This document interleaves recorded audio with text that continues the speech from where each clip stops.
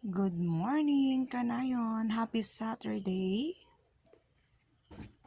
Gusto ko lamang pong ipakita po ito, yung bulaklak ng aming halaman at tanungin sa inyo kung anong pangalan ng halaman po na ito. Tingnan niyo po, napakaganda yung kanyang bulaklak. Ito po siya, di ba?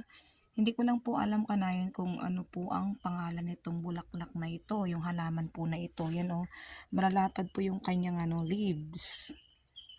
Para siyang orchids yung yung itsura ng bulaklak. Yan.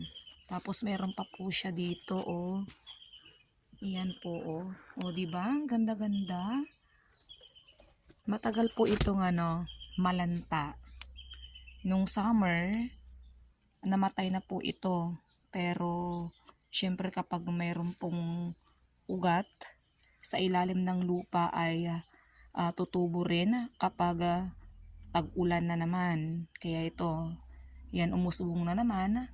At saka nung lumaon na, meron naman po siyang bulaklak. So,